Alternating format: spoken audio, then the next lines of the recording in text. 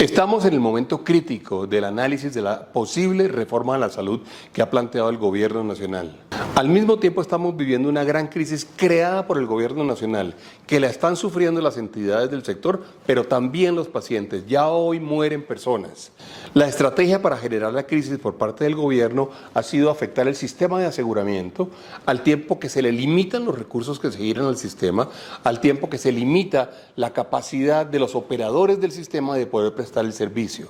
Hoy en día no hay solución para el sistema como está diseñado y como está funcionando si el gobierno no toma la decisión responsable de apoyar a los pacientes colombianos. Ha habido discusiones en el Congreso de la República, algunas de ellas en la cual el ministro de Salud se ha referido no solamente a la reforma, sino a la posición que nosotros hemos adoptado frente a la misma. El doctor Bruce Master, que no tiene ningún problema de pedir 16.9% de aumento en la UPC y deja de pagar 20 billones de pesos, que fue lo que le entregó Santos, porque hoy los patronos no pagan el aporte patronal para la salud.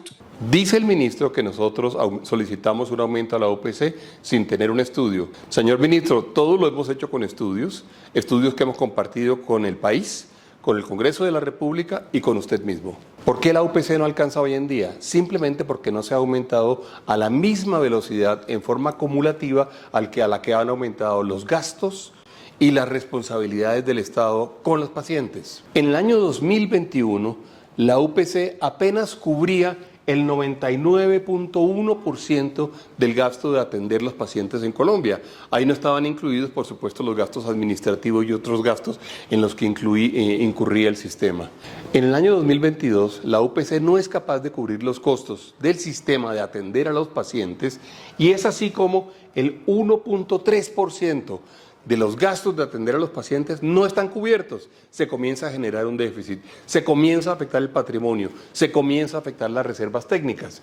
En el año 2023 estamos hablando del 1.5%, es decir, la siniestralidad es del 101.5%.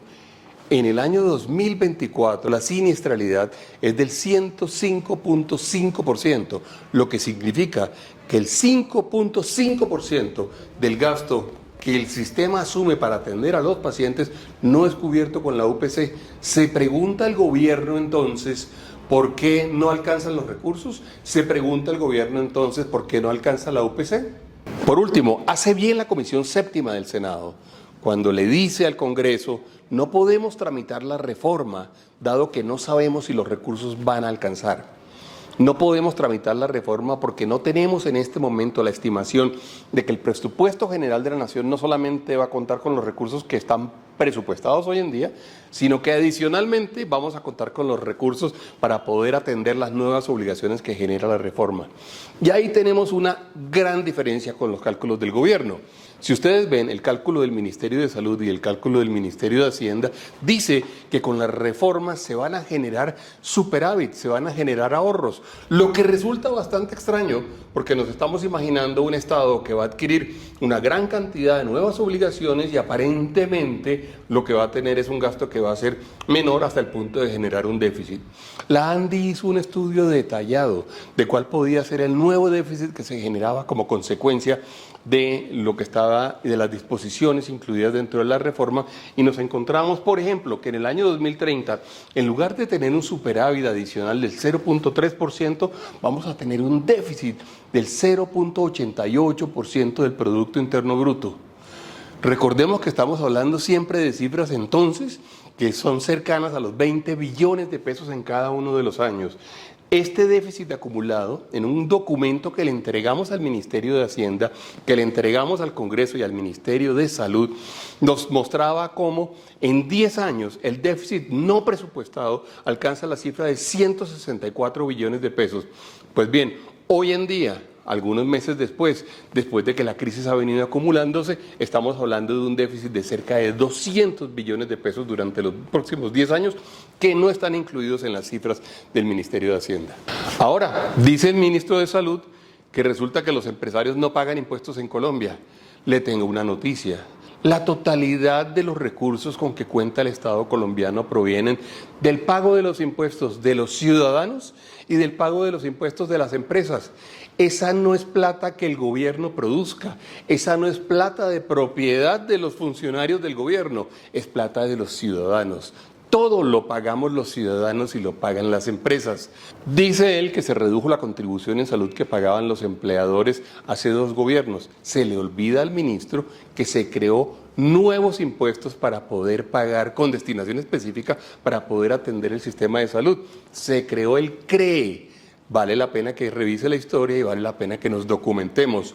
Se sustituyó una forma de pagar por la salud por otra forma de pagar por la salud, en esta ocasión con impuestos directos, además con impuestos con destinación específica. Ahora nos enfrentamos también a la posibilidad de que pueda haber una ley de financiamiento, porque en Colombia sí se pagan impuestos, se lo quiero mostrar al ministro. Colombia, cuando uno mira los países de la OCDE, todos estos son los países de la OCDE, se encuentra hoy en día con la mayor tasa de tributación de los países de la OCDE. Y solo para mostrar el nivel de impuestos que se paga en Colombia, que es uno de los más altos del mundo para aquellas organizaciones y personas que pagan impuestos, que son el sector formal, representado entre otras entidades en la ANDI. Veamos algunos ejemplos. Reino Unido tiene una tasa de impuestos sobre la renta del 25%, tiene una tasa de dividendos del 39.5%, la tasa combinada es del 54.5%. España tiene una tasa del 25%, una tasa de dividendos del 30%, una tasa combinada del 47.5%. En Colombia, hoy en día, la tasa de renta, que es la más alta que aparece aquí con excepción de Francia, es del 35%. La tasa de dividendos es del 20%, la tasa combinada es del 48%. Pues bien, la propuesta que hay en este momento en el Congreso de la República habla de subir la tasa combinada entre renta y dividendos al 61.65%. Y en el caso de los sectores para los cuales se está definiendo una sobretasa, se llegaría hasta el 70%. Es decir, de cada 100 pesos que se gana una compañía, 30 irían a los accionistas, 70 al Estado colombiano. Hoy en día, de cada 100 pesos que se gana una compañía, 48 van al Estado y 52 va a sus accionistas. En resumen, tenemos una gran crisis en el sistema de salud que está afectando a los pacientes, que ya ha cobrado vidas, generada específicamente y especialmente por la decisión del Gobierno Nacional de afectar el sistema de aseguramiento, por la decisión del Gobierno Nacional de limitar los recursos hacia el sistema y por la decisión del Gobierno de no revisar no solamente la parte operativa, sino el nivel de la UPC, que es el que garantizaría que se cubrieran esos costos. Primer punto. Segundo punto, tenemos una reforma a la salud que no ha sido correctamente estimada, que en los datos del Ministerio de Hacienda, inclusive en el documento que se denomina aval fiscal, que no es un aval fiscal, termina estimando un superávit en el sistema de salud que no se va a presentar porque las obligaciones del gobierno aumentan en lugar de reducirse, se genera un gran déficit. Ese déficit ha sido estimado en cerca de 200 billones de pesos para los próximos 10 años, que no está incluido dentro del marco fiscal de mediano plazo. Y por último, tenemos un sistema empresarial que está pagando unos impuestos muy grandes, que además sustituyó en su momento la contribución a salud por un impuesto con destino específico como fue el impuesto del CREE, y que en este momento cuenta con unas tasas de tributación que son las más altas de la OCDE y que pudieran convertirse, si se hiciera la ley de financiamiento, en las más altas probablemente del mundo.